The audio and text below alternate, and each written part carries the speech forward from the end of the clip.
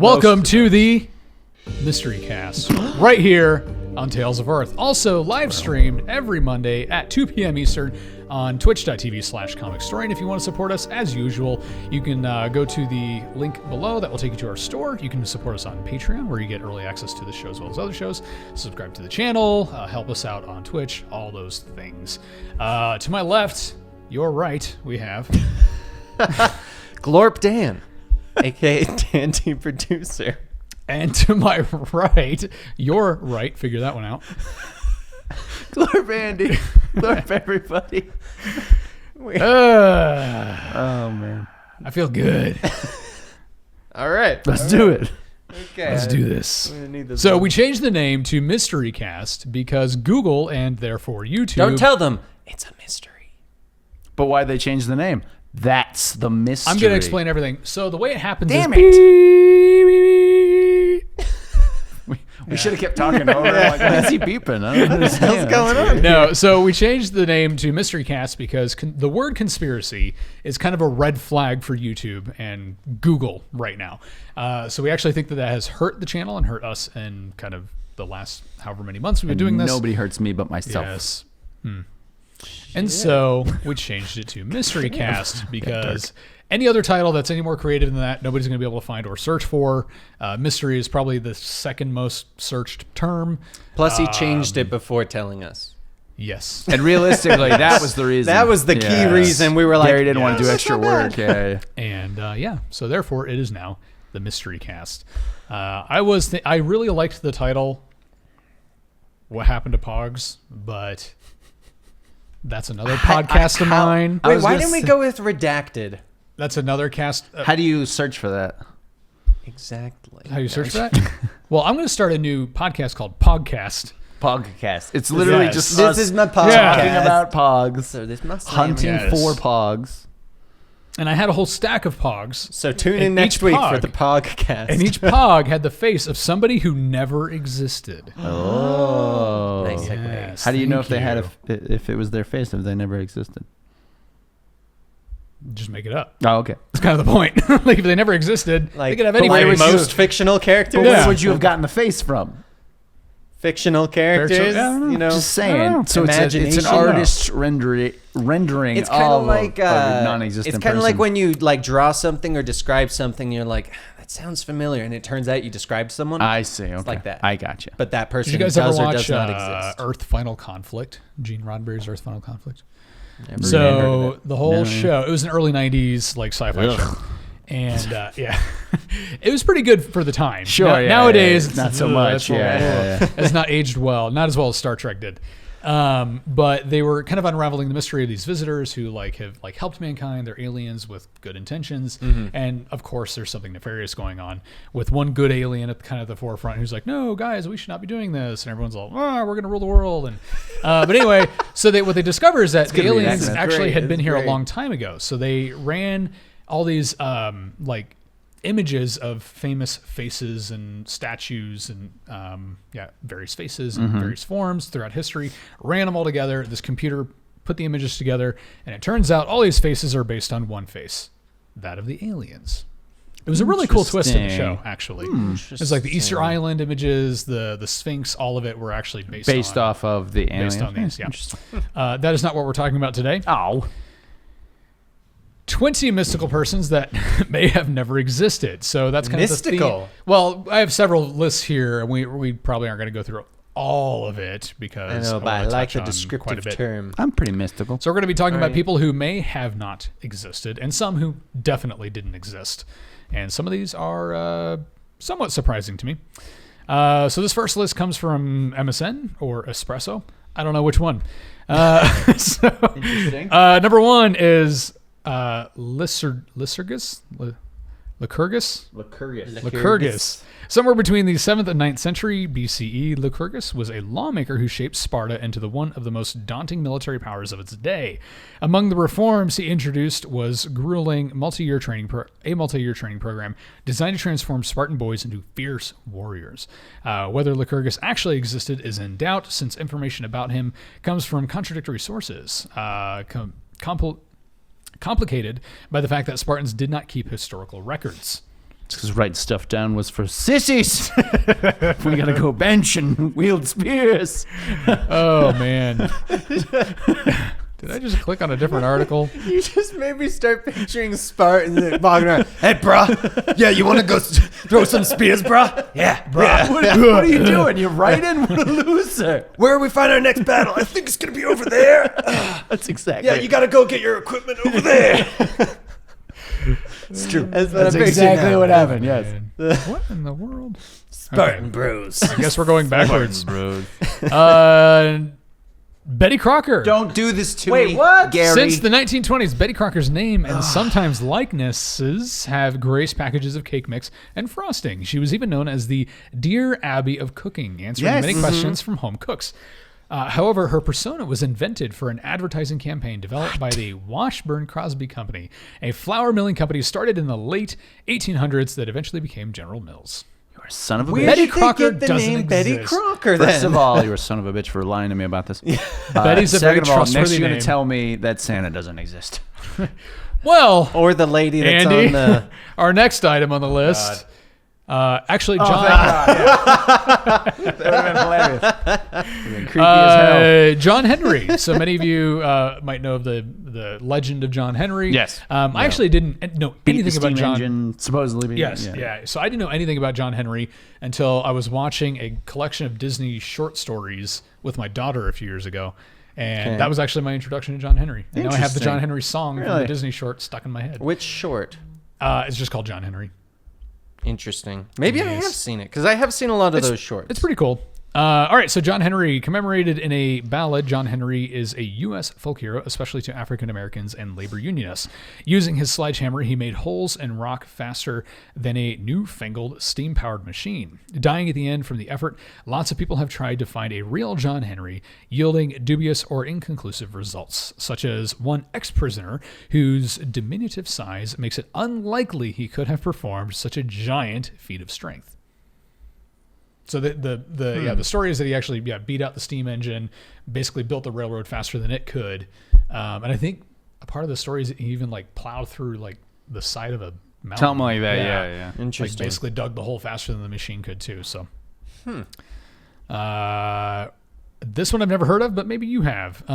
Rani Padmini, also known as Padmavati, was believed to be a 13th century Indian queen and is the subject of a 2017 film by Sanjay Leela. Okay. Oh, so that's the actress that plays her. That's Nasali, why I was like, yeah. I was so it's like, like- that's not... That's the real fake. person. That's a Yeah. very person. realistic. Yeah. It's a very realistic painting from 13th century India. when she was on the red carpet. Was a figure of legend, not fact. Her film caused crowd rampages, and the lead actress Deepika Padukone, pictured here, received death threats over supposed inaccuracies in the depiction. So inaccuracies over that- a character or a person in history who may not have actually existed. Yes. Oh no, we lost our connection. That thing. name sounds familiar. Isn't that the same root of the word as the Indian god of love? Oh, I don't know. I couldn't tell you off the top of my head. It's a mystery. Nice. I'm gonna get this. It's also thing loading. 12:31 and 45 degrees outside. Yes. In case anyone was wondering. There we go. All We right. give a weather update every now and then. Oh, it's 46 degrees now. Oh, Look at that. Pythagoras may not have What? existed. Yep. What we know of Pythagoras. Where would have we gotten the theory? That's actually the theorem. theory, is if he Yeah. Existed. If he's, Yeah. it's actually the portal to open Yeah. Yes. Pythagoras. So in ancient languages, so letters also represented numbers. So Pythagoras actually basically built into his theorem the message, "I am not real." I'm kidding. I'm making that up, but it's true. I'm making that up, but it is true. No, but It's a true fake like fact. like cuneiform, the letters and numbers were like they were interchangeable. So Pythagoras, what we know of Pythagoras doesn't add up. The number-obsessed ancient Greek is supposed to have developed the Pythagorean theorem, still used in math class today, but all references to him come from his followers and were mixed with all kinds of supernatural and mythical elements. He must have been a wizard, raising suspicions. He's a witch. Even his theorem may have been known by Egyptians much earlier. I believe that. He's a Yeah, magician. Yeah. I'm a mathematician. So I guess the Greeks needed to own the theorem. They're like, well, the Egyptians discovered this a long time ago, but we want to own it. So let's make someone up. Well, What if there the was an thing actual was, guy, though? in Egypt, Yeah. it was bird squared plus fish squared equals horse squared. Everybody so knows they were that. like, let's put And letters. we wonder why they never went to the moon. See, actually, what happened was there was a janitor working at the mathology place in Greece, and they were like, "We need to own this Good old theorem." mythology place. Yeah. So we're gonna name old janitor. Pythagoras. It's dumb. Janitor Matt Damon. Yeah. That's where I was going with it. Okay. Actually, yeah. Turns out he was just a misunderstood young man Yeah, with a mind and not really a heart of gold. No, he's but kind of a addicted mind to of that gold. movie. He is very much so. Lies and like, oh yeah. I would have to imagine there was someone named Pythagoras, but they weren't the person that actually did it. Yeah. Because otherwise, where would you get that Why word? randomly? Like, Yeah. of all words, it's not even Yeah. like it relates to Sure, yeah. triangles or any of that shenanigans. Hey Lucius, you created a new theorem, but I don't want to take credit for it. Like, can we just make somebody Actually, else up? I've been using my my screen name. Yeah. Pythagoras. Pythagoras. Yeah. It's like, are you Well, it's sure? it's Are you actually- sure? it's actually- Pythagoras. Yeah. Pythagoras. It's actually 00 Pythagoras 141 XX. underscore. 42069 blaze it. Oh man! All right, Sybil Ludington, hailed Don't as even a know female Paul Revere. Sybil Ludington supposedly rode longer and harder than I Revere heard- to yeah, I warn heard people that the redcoats were coming. Streaking through, well, that was her first problem. Nobody Streaking was listening to what she was saying. She was nude riding a horse through the forest. the British are coming. The British are coming. And then everyone's just like, Uh, did anyone else see the naked woman on the horse? All right, just want to make sure it she was was speaking some Sybil. nonsense. Yeah. Man, she's crazy. Streaking through the surrounding area that would eventually become part of New York. Largely unrecognized, she was eventually commemorated with a stamp. Oh, good. That's nice of A them. book and a board game. Ooh. Oh. It was like Monopoly. Yeah, but she's naked. Sadly, there's no hard evidence. She Street naked, actually go straight to made. jail. Okay, so yeah, basically that's it. I've That- never heard of her before. I'll be honest. Yeah. I've never heard of Well, this the one only before. reason we know of Paul Revere is because he's the one in the song. Like there were other writers who. Yeah, went there was like out. three yeah. or four Yeah. other people. I mean, that- obviously. I mean, Yeah, no, we're gonna send out one we're person. gonna send one dude go real fast, Paul. Yeah, But it's just a horse. Go real fast. yeah. Can you imagine them God. like seeing or hearing that song? Like, hey, I was there too. I was Sure, there you too. were, Dad. Yeah, No, on. I swear. I was right next to the naked lady. yeah. She Now went you east, know I you're- went west. Now you know you're talking crazy. Oh man, we told her methods were unorthodox. All right, David Manning, critic David Manning, gave some good reviews of questionable films, including The Animal, The Patriot, speaking of, and Hollow Man. A 2001 Newsweek article revealed the critic was invented by the marketing department of the Sony Film Studio. Sony issued an abject apology that didn't stop irate fans from suing the company for tricking them into seeing a bad film. If one review... That's true. it tricks you into seeing a film, then you're not really developing Well, your own this opinions. is, to be Like, fair, unless this was back it's when my there were review. 3 people reviewing things. that's true. I'll There say, was- unless it's This me, is before Yelp and my everyone. reviews are gold. yeah. Your This word is, is gold? Yes. Roger Ebert. Apparently it's gold. Ebert. What am I trying to say? Siskel and Ebert? Siskel and Ebert. Yes. Wow, I butchered that. Yeah. And David Manning. Apparently, yeah, there were it's- 3 people. And the Actually, critic. I actually enjoyed the Patriot. That was his name. The critic. Do you remember the show, Critic? It stinks. I never saw it, It but- stinks. It stinks. Oh man, I actually enjoyed the Patriot. I did too. Yeah. Yeah. With It was a good movie. Old Mel Uh, Gibson. Wait, which Actually- one's Patriot? No, Revolutionary War? I'm thinking a different one. there's a kid in the movie. He's just referred to as the Patriot Boy. Okay. Like early in the movie. Yeah. He lives in Longmont. Really? I actually know him. He like dances he teaches at my daughter's dance studio. He dances in my lawn. I Like, keep telling him to weird. leave. He's like, I'm in the Patriot. But yeah, it's like his like one Patriot of maybe a boy. couple film credits. Is That's he's funny. the Patriot boy in the Patriot? Yeah. All right. Oh, laptop. That's a laptop. Laptops don't exist. Sun Tzu. The Art of War was what? supposedly, Sun Tzu. The Art of War was supposedly written by Sun Tzu, a Chinese military strategist, Taoist philosopher, and general in the 6th century BCE. While the influential treaty has been widely read and quoted and required reading during World War II, the sparse evidence of the author's identity surfaces and problematic sources that are full of inaccuracies. Doesn't mean he didn't exist. It just means History got away from him. Yeah. Prester John. Stories of Prester John, the priest king, first popped up in the 12th century and persisted until the 17th century. I remember that. His Christian kingdom, surrounded by barbarians, was first thought to exist in Asia, but later wandered in popular imagination to Africa. The history of a man who never existed may have been invented as a part of the Christian struggle against the Islamic world.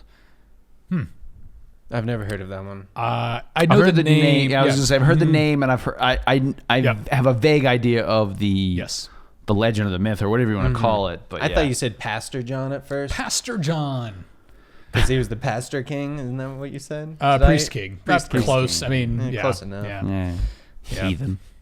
Now this one I would assume people would know. Hatsune Miku. Hatsune Miku is a 16-year-old neon blue-haired pop star from Sapporo, Japan. She opened for Lady Gaga during one musical tour and even created a remix of Happy with Pharrell Williams. Despite her abundant musical talent and personal style, she doesn't exist. Kind of like Lady Gaga? Because, like screen names are a thing. Except as a virtual software character, allowing users to create music that she performs. What? So she is actually, since it doesn't sound like you've actually heard of this, so she is a Hologram.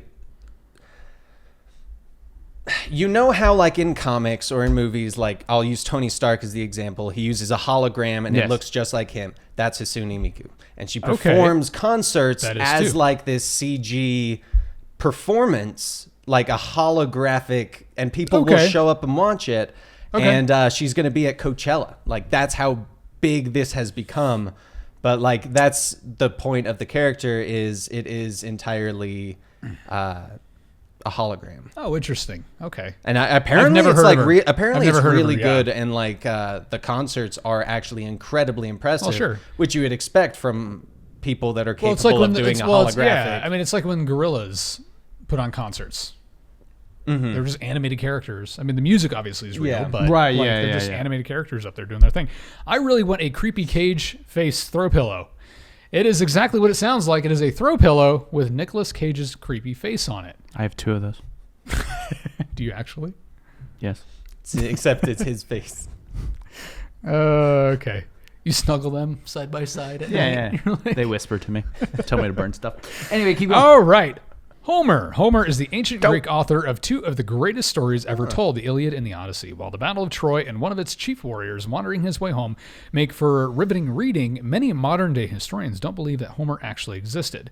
The epics may have been written by multiple authors, whose separate poems were later standardized in the 2 works. Okay. So I'll give them that. Yeah, basically a pen name. Yeah. Yep. It's an anthology series. They could. Yeah. But this is long before they had like a whole like title page. So they were just like, we're just going to call it Homer. That's our collection of poets and writers together. Yes. We're known as Homer. What if it stood for something? Huge All right, omission. you already went way different than I was going. What were you going with? I was gonna go House of Musical Entertaining Reverie. Ruffians. It's Greekin. It's Greekin? Greekin. It's in the Greekin times.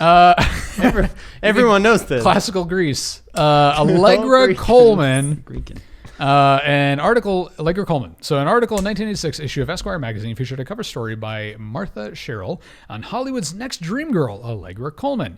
Sherrill went on to write about Coleman's role in an upcoming Woody Allen movie, her stormy relationship with actor David Schwimmer, and even included Coleman as a character in her novel. But Coleman turned out to be a hoax, portrayed by the Esquire article portrayed in the Esquire article by actress model Ali Larder. I was going to say, that is Ali Larder. Yeah. She's a real person. Yes, a real person. She the character in, oh my gosh, the Will Smith movie with Kevin James.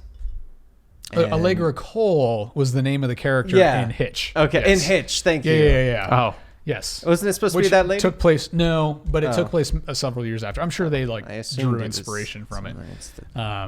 Because they just removed men. Yeah, pretty much. Allegra Cole, yeah. The Heiress. It's actually one of my all-time favorite movies. It's a fantastic movie. I love it. It's fantastic, and it's the reason why I can get away with them. Yeah. You don't and need not a pizza. Look weird. They got food there. Anyway, George P. Burdell. George P. Burdell was a student at Georgia Tech who went on to become a World War II bomber pilot, serve on the board of Mad Magazine, and do well in online polls for Time Magazine's Person of the Year. The trouble is, he never actually lived. Burdell came into being when, in 1927, Georgia Tech accidentally sent 2 enrollment forms to student William Edgar Smith, who decided to use one to invent a character. Today, Burdell even has his own Facebook page. Wow. Good on that guy for a sense. He was like, this is going to be great. All right. And then somehow this fake character gets more awards and medals than him. And he's like, what? Oh, come on. I actually did stuff. But that's me. I'm me. Yeah. It's like Aren't I? It's like the Simpsons line where Lisa's dating, what was the bully's name? Nelson Muntz. Nelson Muntz. Yeah. She's like, you can almost say I want to bring the Millhouse out of Nelson. He's like, but I'm all Millhouse. Oh, I love that show. All right. Wonder Woman. She exists. And she's Gal We Gadot. know that Wonder Woman is a fictional comic book character, but her people, the Amazons, are a part of Greek mythology. Despite attempts to give the warrior women a real history, an article from the Smithsonian points out, quote, there was not a shred of physical evidence to support it. In the 20th... Man, academics can be mean. In the 20th century... You're stupid. You're stupid. In the 20th century, one school of thought claimed that the real Amazons were probably beardless, bow-toting mongoloids, mistaken for women by the Greeks. Okay. I don't even know what to say to that. I don't either. You know what? All right. What? All right. Yeah, what are those? What do you see on that island? It's either really buff women or beardless, bow-wielding mongoloids. We're going to go with buff women. I'm putting it down as buff women. Buff women. I like that one. All right. Also, Let's just keep what's sailing. on that island? Well, it's either fat manatees or singing naked women. Singing naked women. Right. Well, Yeah, singing naked singing women. All naked right. women. All right. There we go. Man, So their conclusion. the world thing is easy. Yes. This is great. We'll put whatever we want. Oh, man. Everything becomes women. Yes. Dangerous women, by the way. Mermaids were not nice. Yeah, that's true. Yeah, they were terrifying creatures. All right. Robin Hood. Now, this is a debate. There is some debate as to whether or not Robin Hood is based on a real person, and the legend kind of grew. It was an idea. Some of us wrote the script on that for one of our other channels. Robin Hood was an idea. I like this. He's not a person, he's an idea. Oh, man. Robin Hood and his band of merry men, taking from the rich and giving to the poor, has been popular in folklore for 700 years. All right, hold on. Quick pause. Who got the Robin Hood Shrek song pop into their head just then? Just Not me? When I think of Robin Hood, I think Men in Tights. I went with every Men in time. Tights. Yes. Because My head always... Yes. Merry men? No. Just happy. Just happy. Yes. Actually, the old phrase "merry" had a much more kind of manly root. Yeah. So it was like brave, heroic. Yeah. So I believe not I believe anymore. So. But now it definitely means like jolly and fun. Yeah. So back then, merry men was like manly men. Manly men. Yeah. Men in tights. Tights. Who roam around the forest looking for fights. Around the 15th century, Christian revelers in England marked May Day with a Robin Hood-like figure who had quasi-religious significance. That said, real historical and legal records have little evidence that he actually existed, outside some variations on his name used by epithets for outlaws, Robehod, which may have been inspired by the legend. See, I feel like this is probably one that started as an actual person, but the people were ashamed that some homeless guy had stolen from them with a bow. There is they were also, like, he doesn't exist. Yeah. I had to write a script about this. There was several outlaws that people looked to that were like possibly the basis, and then poets and writers took the idea and ran with it, kind of thing. Yeah. So. Yeah. Next one is William Shakespeare. It's true. Old Billy Shakespeare. Billy Shakes. Is that Bill Wait, Shakespeare? that's not an actual person? Sorry. What? Is that Bill Shakespeare over there? The Saturday Night Live, yeah. Okay, anyway. I'm just in a quotey mood right now. Yeah. Very quotey. Did Shakespeare be or not be? I get it. Almost. You almost got it. Historians and scholars dispute who actually wrote the famous plays, sonnets, and poetry. Doubters point out that the bard didn't leave behind much actual evidence of his life. I don't know that I call him a bard. An actor named Shakespeare. What? That's one of the nicknames for him, is the bard. I know, but... Oh, okay. Sorry. It's funny, in Fate Stay Night, the bard character is William Shakespeare. Oh, cool. An actor named Shakespeare seems to have existed, but any mention of him by contemporaries as a playwright as well as a thespian do not. The debate rages on. Interesting. I always assumed William Shakespeare was a pen name. That's one thing. It was either a pen name or there was somebody who was chosen to represent the person who was actually writing the plays. A ghostwriter. I think there was a movie based off of that, wasn't there? Yeah. I can't remember what it was called. Where it's just like, he was supposed to represent William Shakespeare. Yes, I know. I think I know which one you're talking about. It came out just a few years ago. Yeah, I was going to say it's not Isn't the one old. that they then did a spoof of George Lucas writing Star Wars? Am I thinking something? No, you're thinking of Shakespeare in Love. Yes, that's... with Gwyneth Paltrow and... Okay. So wrong movie, but same person. Yes, same basic concept, yes. Right. Pope Joan. Pope Joan was a woman who disguised herself as a man and served as head of the Catholic Church for 2 years in the 9th century. While many would like the early example of feminist empowerment to be true, the modern... It's not... I don't know that I really call it feminist empowerment if they think you're a man. That's true, if you hid the fact that you were a woman. Yeah. The modern Catholic Church and many scholars say it isn't. For example, they point out that her story was added to an important 13th century manuscript after the author's death. I mean, to be fair, though, of all people to admit that someone got in, true. I highly doubt they're going to go, we didn't check. Catholic Church not known for historically for their honesty. No, they're not. I also like the fact that they added it to a manuscript. They were like, he's dead. Let's give it boobs. I don't know. This is let's give it boobs. Honestly, this it's missing something. We got to punch it up. What do you want to? Woman in disguise. I love it. Great. Yeah, I love it. Put it right after the buff Amazon. The guy's reading The Legend of Mulan, and he's like, I have an idea. Genius. William Tell. More than 7 centuries ago, William Tell shot an apple off his son's head with a crossbow. Off his own head? It's impressive. With a crossbow, and sparked the struggle for Swiss independence. Or did he? Historians doubt he ever existed or made his famous bow shot. Among the evidence cited is the fact that his story wasn't even reported until 250 years after the fact. His story might have been based on a 10th century Danish tale of a Viking forced to shoot an apple off his son's head. I could see William Tell not telling the story because he didn't want to get arrested for endangering his child. Yes. By shooting an apple off his damn head. He didn't mention the 3 other children he tried and he kind of failed. Hey, Billy, didn't you have like 5 kids? No. Just the one. Just the one. Shut the apple off his head. That's one of the dumbest shows of skill is to fire an arrow inches away from someone's head. No, it's brilliant. It's brilliant. I don't know if it's real or fake, but there's a thing from a Russian, America's Got Talent kind of show of a guy that tries to shoot an arrow off his friend's head, and he just goes, shoo, and just funk right in the guy's head. And everyone's reaction makes me wonder the legitimacy of it.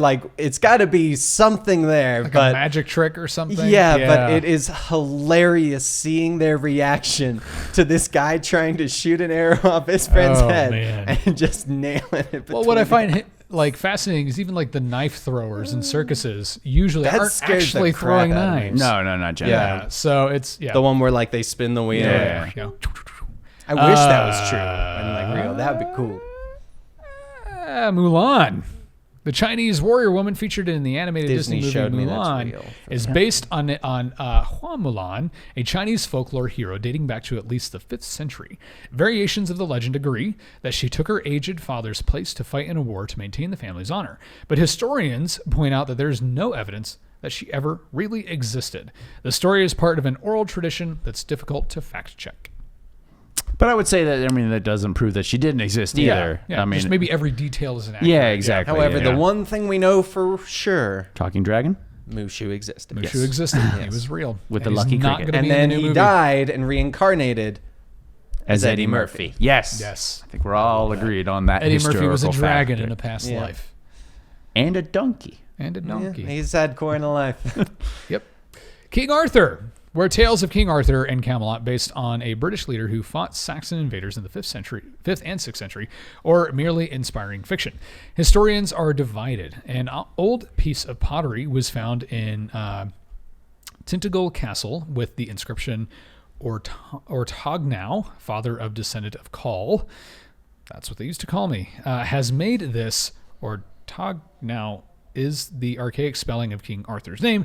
However, such evidence is scant and inconclusive. Well, to find a they're piece saying of archaeological this language evidence, didn't exist back then, therefore he didn't exist. Well, is that kind of what I'm hearing? It's not enough to prove that he existed, obviously. Just because you find a similar name doesn't mean that the actual legend of King Arthur is real. Yeah. Pulling a sword from a stone. Yeah. Well, it's like having a wizard friend, banging his half sister, creating pure evil. Yeah. I mean, we've all been there. I mean, he became a squirrel, and that's true. Yeah, and had another squirrel in love with him, but he was like, "No, stay away." That is true. Yep. I think we already did all these. John Henry, Homer, Robin Hood. Yes, this is literally the exact same list. It is. Here's they literally just stole that list. Oh no. I was going to ask about her. You guys are ruining my childhood. You're wondering what You're probably wondering what we're groaning about here. Aunt Jemima. That's shockingly, sad. Aunt Jemima never existed. Actually, you can tell me Uncle Benda wasn't real. No, Uncle Ben is not real. What? In fact, similar to Betty Crocker, this character created by R.T. Davis and then later passed on to Quaker Oats, who was merely a series of actresses paid to portray the Queen of Pancakes. All right. That should be a land. Just so we're clear, Pillsbury Doughboy? Real. Okay, thank God. Yeah, he's Captain Tony the Tiger. Actually a captain. Yes. I'm hoping that years and years and years from now, they're looking at the Wendy's symbol and they're going, was Wendy real? I don't know. They say it was the daughter of the person that created Wendy's, but we believe it was just a myth. That's true. Yes, the marketing ploy. Yes. Well, we have no evidence that the Coca-Cola polar bears were real. Yes. No, that's not true. They were real. They were real. All the time. There was this one time they befriended a penguin who also wanted to get its Coca-Cola. However, they kind of got extinct when they went on a rampage when they were asked if Pepsi was okay. Yeah. Oh, man. We had to put him down. I'm so sorry. And the Old Yeller the hell out of those. Oh, my God. Bears. Please tell me Old Yeller is real. Well, he was right until he got shot in the head. What he did? Spoiler alert. Why would anybody make a movie about a dog and have the dog die at the end? What about to show you the lesson? I was what going about to Lassie? That Did Lassie rabies is bad. Exist? Lassie was not a real dog. I mean, it was a real dog, but it wasn't a real dog. What about Johnny Appleseed? A robot? Yes, advanced animatronics from the 1940s. Did Johnny Appleseed exist? Probably not. Basically, what we're learning is Collies, not a real dog. What we're learning is about did Barack Obama exist? Okay. Who knows? I don't know. What we're learning is only a third of people in the history books and living today actually exist. Everyone else is a hologram. King Arthur hologram. Donald Kaufman. He did some weird musical numbers in the middle of the battle. I don't know what's going on. Donald Kaufman. People thought it was magic. Merlin was like, my bad. My bad. The fictional brother of real life screenwriter. You know what we should do? a drunk history version of one of these episodes. We should. We should. So, combine and drinking with all of our shows. No, that's not what I mean. Drink spirits. And we can drink too, but that's not what I mean. So we should like enact our little rants here, the little skits we're making up. Yes. I kind of prefer the drink and then I like the drinking part. Yeah, we should do it all. Why not? Donald Kaufman, the fictional brother of real-life screenwriter Charlie Kaufman, portrayed by Nicolas Cage on screen in adaptation, didn't hit the press junkets with his famous sibling. His shyness was pretty understandable. However, he was merely a work of fiction. And for more shocking facts about your favorite films, check out... Okay. Number 8 will surprise you. Alan Smithy. I love this fact. I've read this one before. No, director Alan Smithy wasn't actually an incredibly awful director. This is merely the pseudonym for multiple directors too ashamed to put their own names on the credits reel. That is pretty awesome. That's fantastic. This famous pseudonym has appeared in hundreds of films over the past 50 years, but most notably in Twilight Zone, the movie, Hellraiser Bloodline, and Mighty Ducks, the movie The First Face-Off. I didn't even know that was one. Directed by Alan Smithy. That's pretty funny. That's amazing. I love it. That's great. God, so they're imagining at the very end, like they're doing the final post-production, and they're like, man, this movie is awful. Yes. Like, this is bad. Yeah. I'm not putting my name on this thing. Put Alan Smith. So New Mutants is going to be directed by Alan Smithy. I'm going to start paying more attention. Yeah. So that reminds me of that South Park episode where they bash on Scientology, and then at the end they're like, yeah, sue us. And then everything is John Smith or Jane Smith in the credits. Yeah. I kind of like that. I'm definitely going to keep my eye out now to see if... Go on to IMDb. I'm sure it's there. Oh my gosh. That's entirety of I can Alan imagine Smithies. being an actual Alan Smithy and being like, what and the wanting hell? to be a director and wanting to make movies, but nobody trusts you. Like, nobody wants to watch your work. You might want to put like a Y at the end, maybe. Yeah. Maybe change it up a little bit. All right. I am Smith Allen. Smith I like Allen. it. I like it. Yes. That sounds actually Smith Allen-y. Smith Allen. Smith Mulaney. All right. He's the ancestor of John Mulaney. Sure. Carolyn Keene. Sorry, Nancy Drew fans. It was actually Edward Stratmeyer who created the famed detective series. When Stratmeyer didn't have nearly enough time to write out every story he had in mind, he hired a group of ghostwriters to piece the prolific series together and collectively named them Carolyn Keene. I actually didn't know that was the writer of Nancy Drew. Yeah, I didn't I've never either. read Nancy Drew. Franklin W. Dixon. Stratmeyer also had everything to do with this pseudonym, under which multiple writers penned the monumentally successful Hardy Boys series, which has spanned nearly 9 decades. Wow. Now I'm wondering if he was just I can't even remember his name. He was like, here's my idea. Roll the dice. All right, this one's a Nancy Drew. All right, roll the dice. I mean, it's possible. Hardy Boys. Robert E. Howard used to do that with like his Conan stories and stuff. It'd be like, if it wouldn't get picked up as like a Conan or a Call of the Barbarian, he would just change it a little bit and like try to sell it as like a different one. Like, here's Xena, the warrior. Yeah, like honestly, that's kind of how it would happen. He'd be like, okay, not a problem. Okay, this one's a Solomon Kane story now. Here you go. There you go. I love it. So my next idea is to make a movie directed by Alan Smithy starring Mavis Beacon. And written by Carolyn Carolyn Keene. Keene, yes. No one will trust me ever again. If you grew up in the 1980s, it's very possible that Mavis Beacon, Tom, why did I say it like that? I don't know either. That's weird. Yeah. Taught you how to improve your typing skills. But as it turns out, there's no real Mavis Beacon. All these years, we've learned typing skills from a cold and motionless robot. It's actually Mavis Bacon. They misspelled it when typing Bacon. Oh, man. Tokyo Rose. Tokyo Rose was the name created by Allied troops during World War II for the female English-speaking group of radio broadcasts spreading Japanese propaganda. Since these broadcasters aimed to mainly demoralize troops, they soon earned quite an unfavorable reputation. And though one of the group's key figures, Eva Toguri, was actually arrested for this hate speech, the famed Tokyo Rose never actually existed. Yeah, it was like just anybody that was on there, because like a female's voice. It was like, it's Tokyo Rose broadcasting again. Interesting. Yeah. Gotcha. I didn't know that. Aimi Aguki. When fans of the Japanese pop group AKB48 found out that their latest member, Aimi Sounds like my first Aguchi, screen name. was actually what was it? XX 420 69 Blazer. Was actually a computer simulated creation combining the best features of each of the other 6 members. They were understandably surprised, though when the video premiered debuting her introduction into the group, it's fairly obvious from her lack of facial expressions that the robot girl didn't quite have the charisma of her human counterparts. It's kind of weird to me that they were like, we need a new member of the group, so we shall create a digital clone of all of their best features. Like, that's like straight up horror sci-fi. Yeah. That's what if it was without their approval? That's what I'm saying. Yeah. Because then like, she would the clone goes replace rampant them. and starts killing them all. Yes. She's like, I also have your worst features. I never stop talking.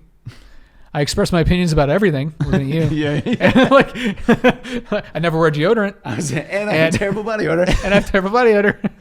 And I'm a pyromaniac. And she like points at all of them. This is all of you. We haven't done this list before, right? I don't think so. Okay. I think I maybe looked at this before, but I haven't. Okay. It doesn't seem familiar to me. It's a very off the walls episode. It's like Benny's here. This is going to be my main character in the movie I'm making, Otto Titzling. Well, That's it would actually be my online handle. 69 420 please. While it would be an incredible coincidence that the founder of the Brazier was aptly named Otto Titzling, it is indeed false. Though the makers of the game Trivial Pursuit seemed to fall for the hoax. Yes. I really wanted him to be and that's where the term tits came from.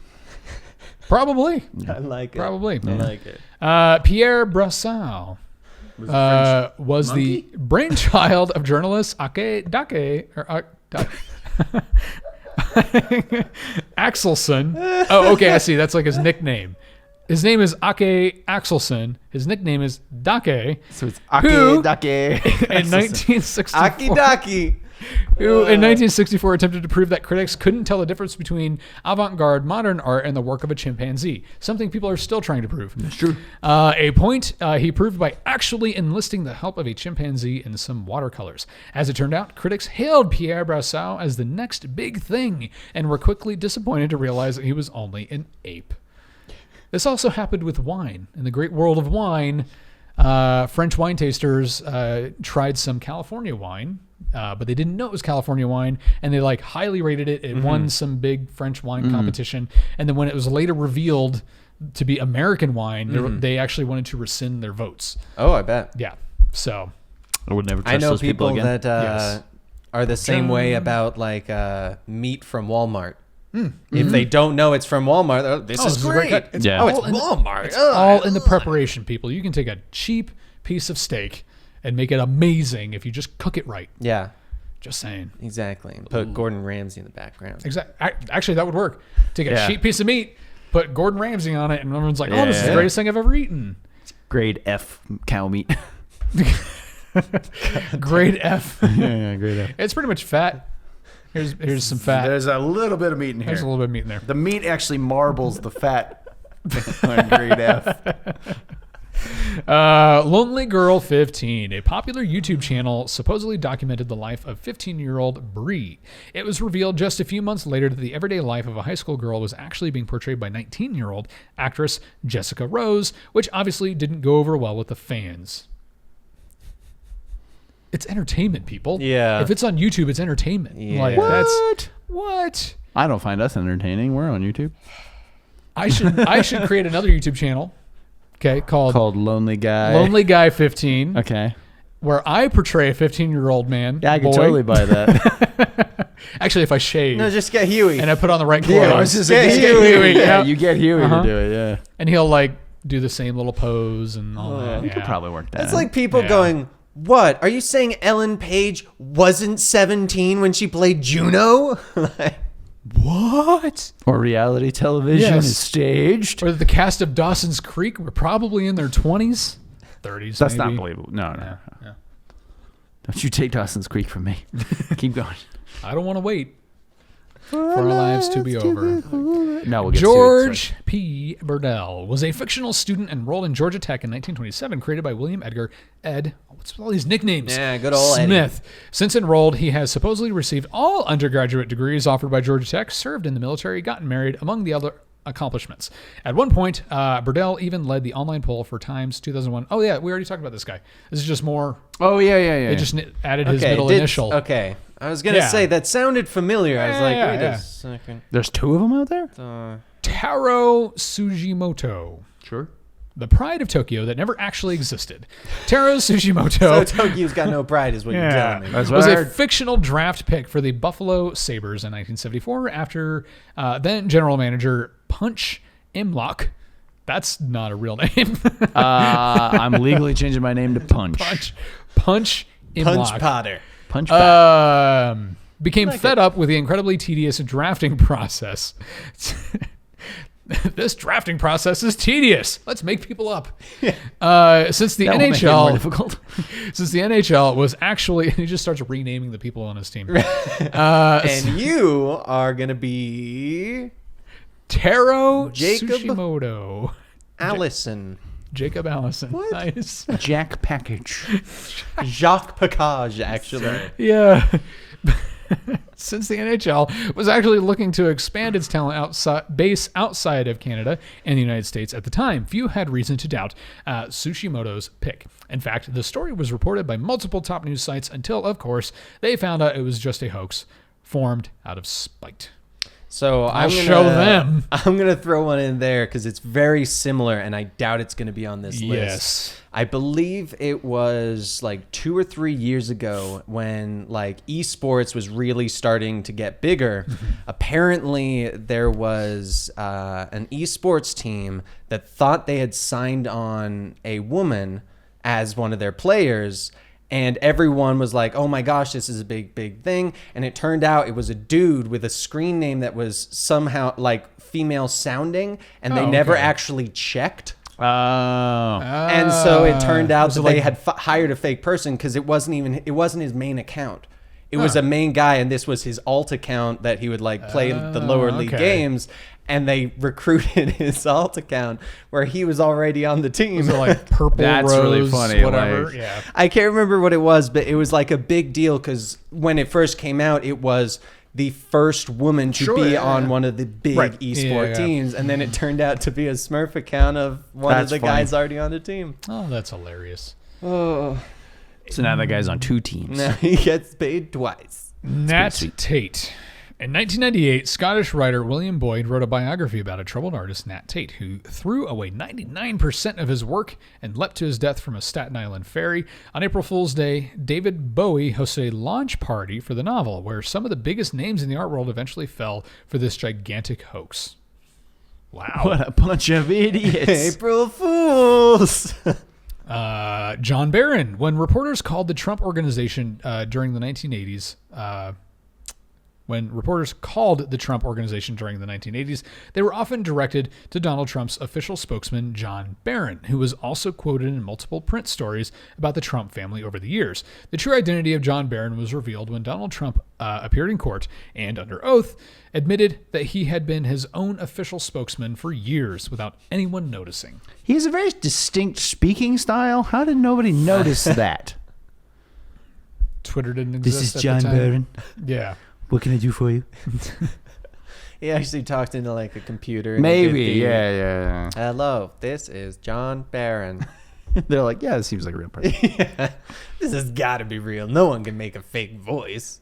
Well, we know that if there's a Twitter account that opens up under the name John Barron, it's actually I'm surprised it's not his vice president.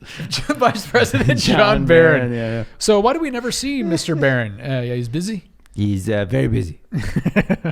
Paul Bunyan, our favorite giant lumberjack. Paul Bunyan isn't real, but merely a combination of different, very real men.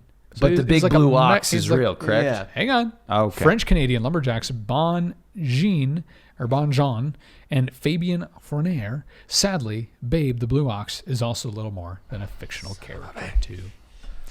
Yes. I don't want to do this show no more. Paul Bunyan is a Power Rangers mech. I hope the brawny guy is a real person at least. No. Is it, dude? It's actually an Amazon. Casey Nicole Swenson. Though Casey Nicole Swinson may not be well known today, she was undoubtedly one of the first internet famous people in the early 2000s. For 2 years, Casey talked openly about her struggle with leukemia on her blog and ultimately captivated thousands of daily readers. When it was reported that she died in the summer of 2001, her fans began to look into her life and quickly found out that it was all just a flimsy story put together by bored housewife Debbie Swenson, who had created her own website portraying herself as Casey's grieving mother. Wow. That is twisted. That is, yeah. Sick. Damn. That is an awful human being. Yeah. Seriously. The Marlboro Man. Oh, come on.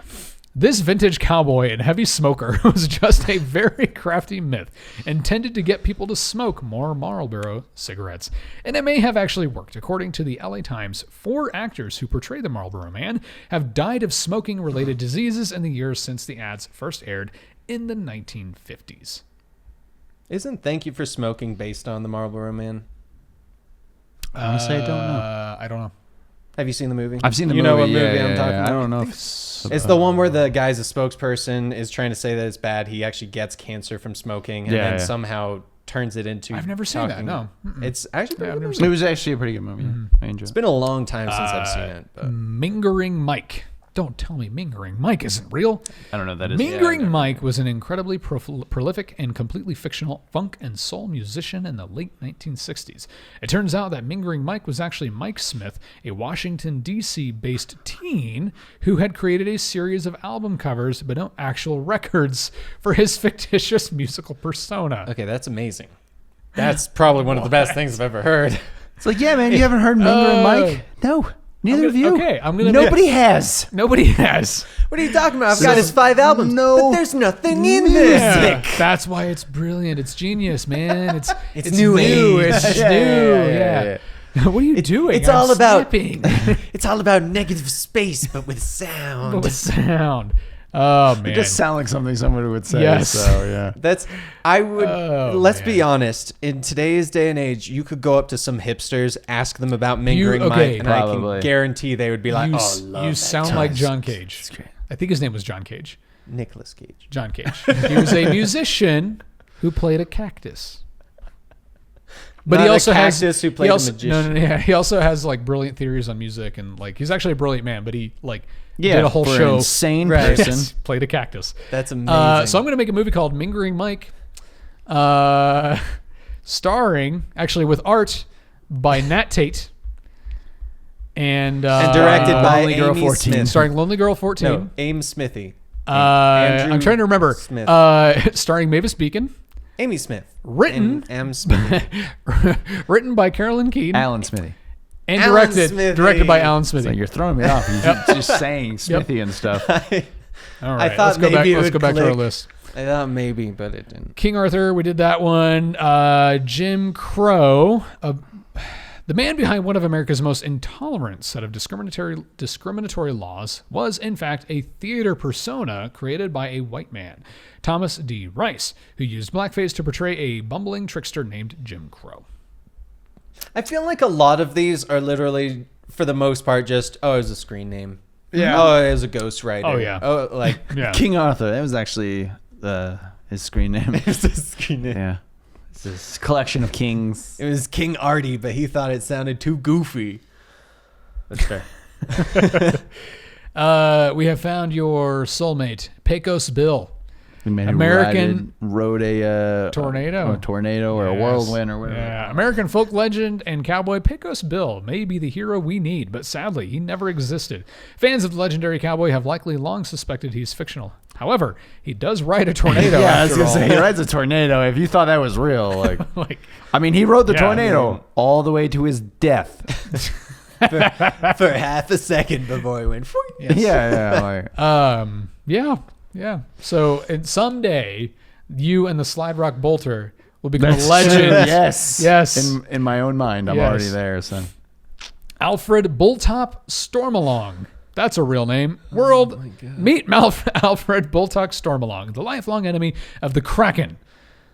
Yes, and Massachusetts area hero. towering above the rest at 19 feet tall. Of course, you guessed it, he's definitely not real. How did anyone think he was? Hold on, I need to know. If you're from Massachusetts, is this an actual like local hero that you believe in? I mean, I grew up in Rhode Island, which is literally a state over. I've never heard of that. That's kind Oh man! All right. Okay. Spinal Tap. Everyone knows Spinal Tap isn't real. The movie's real, but the band did not exist. The idea was it was a procedure's mockumentary. Yeah. Oh man. No. James S.A. Corey is best known to fans as the writer behind numerous science fiction masterpieces like Leviathan Wakes, the first novel in the Expanse series, and the Star Wars novel Honor Among Thieves. As it turns out, James S.A. Corey is actually the pseudonym for two writers, Daniel Abraham and Ty Frank. Okay. I can't believe this has to be on this list. Jack Dawson. What are you talking about? From Titanic. What are you talking about? While many people were convinced... Wait, does Rose real? No. While many people were convinced... Thanks. That the handsome protagonist of James Cameron's Oscar-winning Titanic was based on real... I think that's how James Cameron refers to Titanic every time he talks about it. It's like my documentary. You mean Oscar-winning Titanic? That movie, the Oscar-winning Titanic? The one I made. You know, when I was filming my Oscar-winning Titanic movie, and then when I filmed my second one, after my Oscar-winning Titanic movie. Yeah. You mean it was called Titanic 2. Yes. Still sunken. Yeah, and highest grossing film to date, Avatar. Yeah, that movie. Yeah, that one. Yeah, Avatar. Yeah. You mean highest grossing film to date, Avatar? Right. Yeah. Okay. Oscar-winning Titanic was based on a real man. He is little more than a work of fiction. Let's face it, even if Jack Dawson had been a real person who boarded the Titanic, he would never be able to measure up to Leo's perfectly romantic portrayal in the film. Actually, it's a very weird... Never. When you really break down the movie Titanic... Oh, Lord. It's strange. That the boat sank? No, not the boat sank. Not strange. It's... Titanic 2. You can understand. This time it's personal. I'm not saying Billy Zane was like the good guy, but at least some part of his anger is understandable. Oh yeah, like I get it. I'm gonna give you like my wealth and my life and my devotion, and you fall in love with this guy from the lower deck that you've known for like 9 hours and bang him in a just like- Ford Model T. right? Yeah, exactly. It's just like the Karate Kid. We all knew that. Yeah, realistically. Yeah. Now, Like- granted, at the end when he starts wandering around trying to shoot him while this boat's sinking, Right. all right, maybe he's All right, gone a too little far. Too far. Yeah, I yeah. get A it. little I bit. get he's the villain, but Jack Dawson is not a saint either. No, yeah, Neither's yeah. Rose. None of them are good people except No. the captain and The band. the band. Sherlock Holmes. Come on. I'm Everybody just gonna, knows. Watson's not on the list though. Watson. Watson is real. So we're Watson was the detective, Yes. wrote the stories. Yes. Actually, I think that's a theory. But That's actually how they Yeah. end the second Sherlock Holmes movie. Oh, do starring they? Jude Law really? and Watson Robert writes Downey the Jr. books. Yeah, Sherlock Holmes. Yeah. Nice. We're sorry to be the bearers of bad news, but Sherlock Holmes, the British detective mastermind created by Sir Arthur Conan Doyle, is merely fictional. However, Doyle has said that aspects of Holmes' character are derived from those of Joseph Bell, a British surgeon and lecturer. Cool. Zorro. When you think of Zorro, you're probably picturing Antonio Banderas I was thinking wielding Batman. a sword. Oh, well, yeah, I mean, kind of. He's, yeah.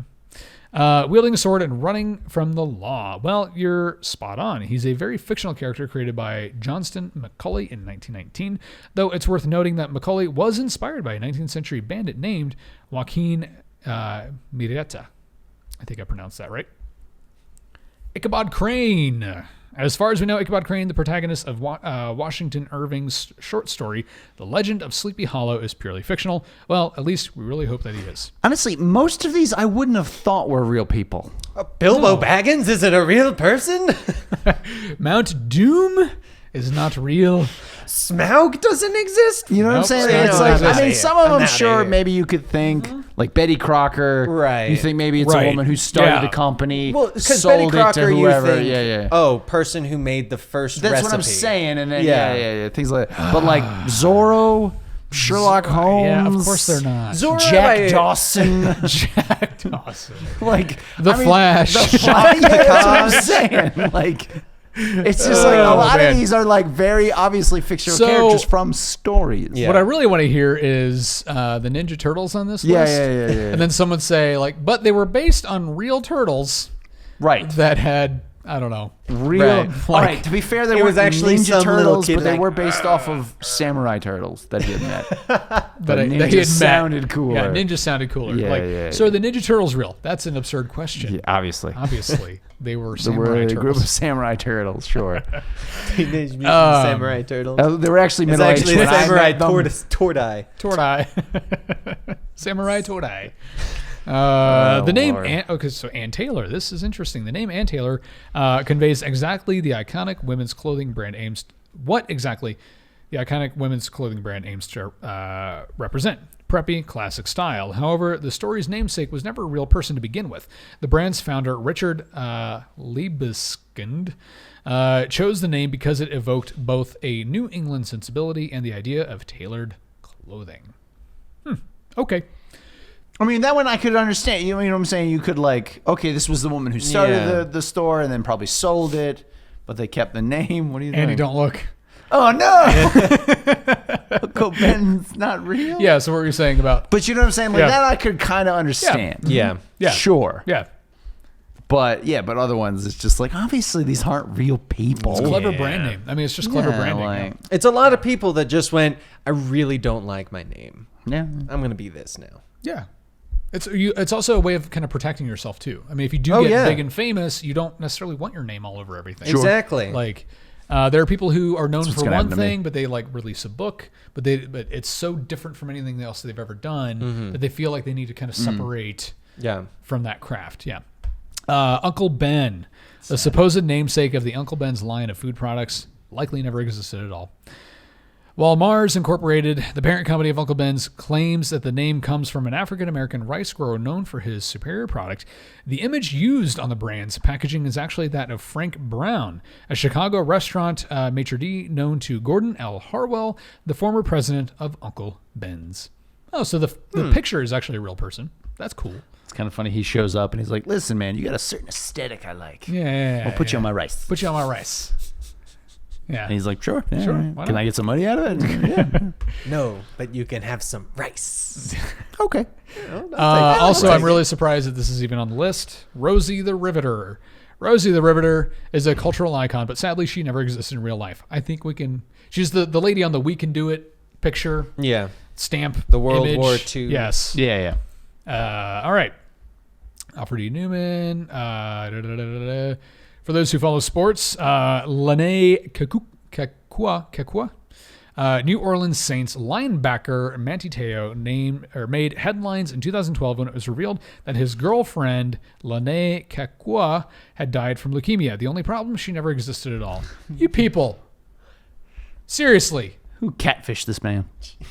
Seriously. I'm just going to move on. Jesus. We only have a few more minutes. So, Lorna Doone, while the origin of the cookies name isn't entirely clear, it is likely a reference to the 1969 novel Lorna Doone, A Romance of Exmoor. That sounds like a really cool book. Written by... It's a sci-fi novel. The Romance of Exmoor. I'd read it. I would read it. It sounds cool. Written by R.D. Blackmore. I'm going to write a book now called The Romance of Exmoor. Turn it into a D&D campaign. Yes. J.T. Leroy. In the late 1990s, literary wonderkind J.T. Leroy was the hottest new author on the planet, thanks to his semi-autobiographical books The Heart is Deceitful Above All Things and Sarah. Okay, they're separate titles. No, I think Sarah. that should be one title. The Heart is Deceitful Above All Things and Sarah. As it You know turned who you out, are out there. the allegedly HIV-positive teen author who claimed to be a former escort and drug addict was actually the brainchild of author Laura Albert, who enlisted her sister-in-law, Savannah Knoop, to pose as Leroy during public appearances. So wait a second. I can't believe this. Wait a second. Okay. Let's unpack this. Let's unpack this real fast. So she wrote, this woman Yes. wrote 2 novels. Yep. Or possibly one novel. Under the pen name. Under the pen name J.T. Leroy. And which was apparently supposed to be semi-autobiographical. Or Yes. That word. Mm-hmm. Based on a real person, yes. Who was a prostitute and HIV positive. and then asked her sister. Male escort. A male escort. So not even okay. That's yes. where my mind. So a male escort and HIV positive. And then asked her sister-in-law. See, that where I would have gotten offended. Yeah. Can you? You look like you got this HIV positive hooker guy, author, like former male escort, drug addict, HIV positive for me. You just got a certain look about you. Oh like, man! Go to hell. You got a certain. Oh man. Like, all right. Go to hell. But yes. But how much are you paying?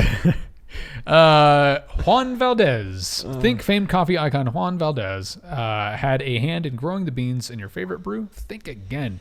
In truth, Valdez was a character created by advertising agency Doyle Dane Bernbach as a means of promoting the National Federation of Coffee Growers of Colombia. The character has been portrayed by 3 people since 1958, Jose F. Duval, Carlos Sanchez, and Carlos Castaneda. Yes. Sure. For what it's worth, the latter 2 men actually worked as coffee growers. And for more of history's greatest mind, okay. So people that weren't on here that I'm now convinced are real. The Colonel. Sure. Okay. The Quaker Oats guy. The Colonel was real. No, the Colonel once was real. Again, proven. Yeah. Dave Thomas. Yes, Dave Thomas is a real person. I've seen his picture. Yes. Saw him in some interviews. For the record, the Quaker Oats guy, the older you get, the younger he looks. When you look at a picture, you'll know what I'm saying. Yeah, that's generally how it goes with people. Yeah. Okay. Yeah. I lost track. No, that was all of them. Yeah. Pretty sure Luke Skywalker's real too. He wasn't on the list. That is true. No. Just saying. Yep. But we can't really prove it because he existed a long time ago. In a galaxy far away. That's fair. That's fair. Yeah. Bruce Wayne wasn't on the list. Honestly, I'm not even sure Harrison Ford's a real person. This is true. I'm pretty sure Indiana Jones is real though. Actually, Han Solo is immortal. And so it took him a long time to get here. That makes sense. I still think we need to make a movie directed by Alan Smithy. I like it. This show should be directed by brought to you by Alan Smithy. Dylan, can you end the episode with directed by Alan Smithy? But please. Like in the same way that it does like the executive producer Dick Wolf in Law and Order SV. Yeah. Just have Tesla come out, smash the screen, Alan Smithy. Directed by Alan Smithy. Well, no wonder this is a piece of garbage. No wonder the show is not doing well. This show's really gone downhill. Yeah. Alan Smithy, that guy. So anytime you make something and you realize it's garbage, you pass the blame on Alan Smithy. Well, that's because it was directed by Alan Smithy. I'm actually going to do that, but I'm going to start using your name. He did. Cox on everything. Written and produced by Gary Cox. You finish writing a screenplay, you're like, oh, this is garbage. This is garbage. Written by Gary Cox. Why does nobody want to hire me to make these movies? Gary, about that. Yeah, about that. Years later. Yeah. About that, buddy. Nobody's returning my phone calls. Oh, man. All right. What do you guys think? Anything surprise you? I'll be honest. Only like 3 of those actually surprised me. Okay. The rest were more. Okay. Really? Did you think that was real? Why did people think these were real people? People like William Shakespeare. I genuinely thought it was a real person.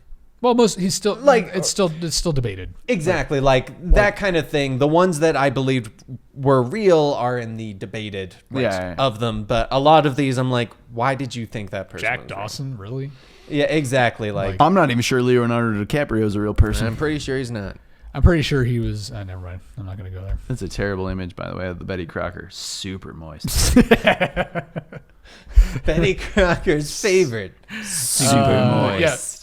Thank you for final thoughts. Yeah, that was mine. Like, obviously, some of them. I honestly like stuff like Betty Crocker or Uncle Ben. I could see that it was like the original person who then sold it and they kept the name short. I get so those okay, I can understand that. But then other ones that it's like, obviously, this is a fictional character. Yeah. Come on. Yes. But okay. Thank you for watching. Was Granny Smith a real person? And just had her own. She really liked apples. Yeah. She was a geneticist. Red Delicious's cousin. And thank you for watching. Yes. This show brought to you by Alan Smith. Thank you for watching Mystery Cast, formerly known as the Conspiracy Cast. Again, you can find Dan. Where can they find you, Dan? They can find me on Twitter and Instagram at DanTProducer or on Twitch at DanTStreamer. Andy. They can find me at ForIamTheAndy on Instagram, and that's it. I have some news. I'm not real. I don't exist. I've been saying that for days. You can actually find me on Twitter at Film Circuit and Instagram at Northward Films. Thank you for watching this episode of Mystery Cast. Let us know in the comment section below if we missed anybody who doesn't actually exist. If you don't exist, let us know. Yes. In the comment section. Yes. Looking at you, Lonely Girl 15.